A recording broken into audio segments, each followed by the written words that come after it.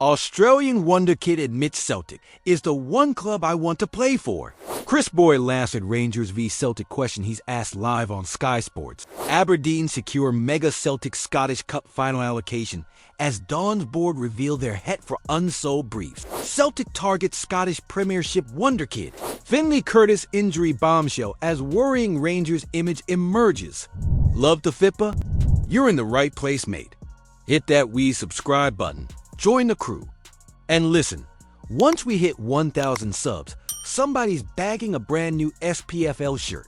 Could be you, Ken? Get involved.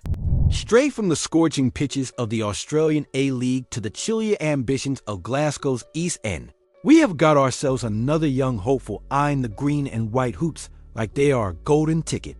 Meet Dylan Leonard, the 17-year-old centre-back from Western United, who is not just dreaming of Europe, but has his sights locked on one club and one club only. You guessed it, Celtic. Now, do not let the sunny accent fool you. This lad is not just all talk. He made history as the youngest debutant in the A-League, racking up 24 appearances this season, and even wearing the captain's armband for the Socceroos under-19 side. That is no small feat. He has already studied the likes of Christopher Ajer, like it is homework before a final exam, trying to emulate that driving style from the backline, breaking lines and turning defense into attack. And if you thought he only had eyes for modern stars, think again. Leonard has also been soaking up tailies of Paul McStay from his old man, clearly raised right in football term. He wants to play forward, take risks, and do more than just boot it clear. According to him, playing for Celtic is not just a goal, it is the goal. As he puts it, that is the one club he wants to play for. Winning something at Celtic, just a bonus. Of course, fans in Glasgow might remember how the last Aussie prospect turned out.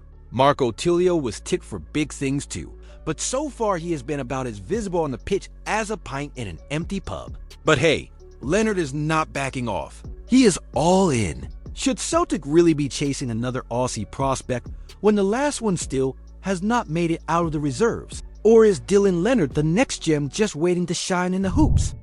Just when you thought the old firm spice might simmer down after Celtic wrapped up the title, Sky Sports decides to stir the pot with a classic. Will Rangers give Celtic a guard of honor? And in true Kris Boyd fashion, he did not just answer it. He laughed it off. Not even a moment of hesitation. Just a quick chuckle and a flat out. There will not be any guard of honor. No frills, no filter. Just Boyd being Boyd. Now, it is no secret that Celtic have already popped the champagne after that 5-0 demolition job against Dundee United. They are champions. That bit is settled. But Sunday's trip to Ibrox is not just about bragging rights anymore. It is about pride, pressure, and possibly Barry Ferguson's final bow in the home dugout. Let us not pretend Rangers have been setting the league on fire lately. Their last league win came back in March with a bonkers 4-3 against Dundee. Since then, it has been a patchy run with draws and disappointments, including letting St. Mirren sneak away with a point. But credit where it is due, Ferguson's lads did pull off that memorable 3-2 win at Parkhead, with Hamza Igamain turning into a last-minute hero. Still, when your most consistent performance of late is laughing at the idea of clapping your rivals onto the pitch, maybe it says more about where things stand emotionally than tactically. Boyd's reaction tells you everything about the mood at Ibrox. The wounds are fresh, the pride is dented. And letting Celtic strut onto your turf to applause? Not happening. Meanwhile, Barry Ferguson might not be getting the keys to Ibrox permanently, but another win against Celtic could at least give him a mic drop moment before someone like Rose swoops in from Germany with his clipboard and pressing drills. And do not hold back. Should Rangers have given Celtic a guard of honor as a show of respect? Or would that have been a total betrayal of everything this rivalry stands for? It is official. The Red Army is marching to Hampden in full force, and Aberdeen's board has just thrown the kitchen sink at it to make sure no one is left behind. Over 20,000 tickets secured for the Scottish Cup final against Celtic, turning the National Stadium into a sea of red and green in what is shaping up to be a near-perfect 50-50 split. Now, let us be honest. This did not come easy. Aberdeen were originally offered just 16,800 tickets with a cheeky dangling carrot of 2,000 more if they sold out. But the Dons were having none of that. They dusted off last year's receipts, showed how they shifted 19,500 tickets for the League Cup final against Rangers like it was a Black Friday sale, and went back to the table demanding more. And here is where it gets really interesting. To prove they mean business, the club's board agreed to underwrite the cost of any unsold tickets. That is right. They are putting their money where their mouth is, betting on the passion of their fan base, like it is the last match on the accumulator. A bold move, a risky move, and an emotional one that says loud and clear, "We believe in you, Aberdeen fans." The North Stand, the West Stand, the South Stand, it is all getting painted red. And this will be Aberdeen's biggest final day crowd at Hampden in recent years. They have not lifted the Scottish Cup since 1990, and this is their first shot at it since 2017. The stage is set, the numbers are in, and Jimmy Thellen's lads will not be walking out alone. Did Aberdeen just flex some proper ambition here, or is underwriting over 20,000 tickets a financial gamble that could backfire if the fans do not show up? Are the board brave or bonkers? The green and white radar is buzzing again, and this time it is locked on to a teenage sensation turning heads in Edinburgh. James Wilson, just 18 and already making waves at Hearts, has become the latest name linked with a potential summer switch to Celtic. And let us be clear, this lad is not just the next big thing. He is already a big deal. In March, Wilson did something that had not been done in a staggering 138 years. He broke John Lambie's ancient record to become the youngest ever player to represent Scotland's senior team, doing it at just 18 years and 17 days old. Not a bad way to introduce yourself to the world. With 5 goals under his belt this premiership season and a PFA Young Player of the Year nomination to prove he is more than just hype, Wilson's stock is soaring. Scouts from Celtic have been spotted watching him, and Rangers are also reportedly in the mix. But the real spanner in the works? Newcastle United, the 49ers of the English Premier League, armed with their bottomless wallet and all the glitz of top-flight English football. Hearts are said to be valuing their young striker at around £1 million. Not outrageous by today's standards, and well within Celtic's reach. But the big question is not about money. It is about ambition.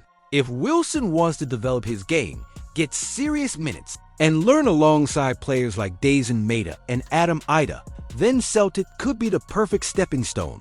Or does he take the route so many have taken before him, chasing Premier League lights and possibly ending up in an under-23 squad with more competition than minutes? Should James Wilson pick Celtic to actually play and grow, or go to England, take the check, and risk vanishing into another club's youth system like so many promising Scots before him? It has been a season of glimpses and promise for Findlay Curtis, but now the Rangers midfielder faces an all-too-familiar football nightmare. After stepping into the spotlight with 5 senior appearances, including a memorable assist at Prodigy, the 18-year-old looked primed to cap off his breakout year with an Old Firm debut at Ibrox. But instead of walking out onto the pitch on Sunday, he was spotted hobbling on crutches after the Glasgow Cup final. And suddenly, the mood around his rising stock has taken a worrying turn. Curtis captained Rangers B in a heated Glasgow Cup final clash against Celtic at Firhill, a match that delivered everything from comeback drama to penalty shootout tension. But it came at a cost. Rangers lost not 1, not 2, but 3 players to injury, with Curtis going down late in the game clutching his thigh. Despite the silverware celebrations and his cheerful attitude at the final whistle, the sight of him limping with the aid of crutches was more than enough to make Barry Ferguson wince. Now the big question hanging over Ibrox is, just how serious is this? Curtis has played 137 minutes for the Rangers first team this season. Not a massive number, but enough to turn heads and suggest he is on the right track. These final games would have been his moment to catch the eye of incoming sporting director Kevin Thelwell, especially with a managerial overhaul and the American ownership group 49ers Enterprises lurking in the background.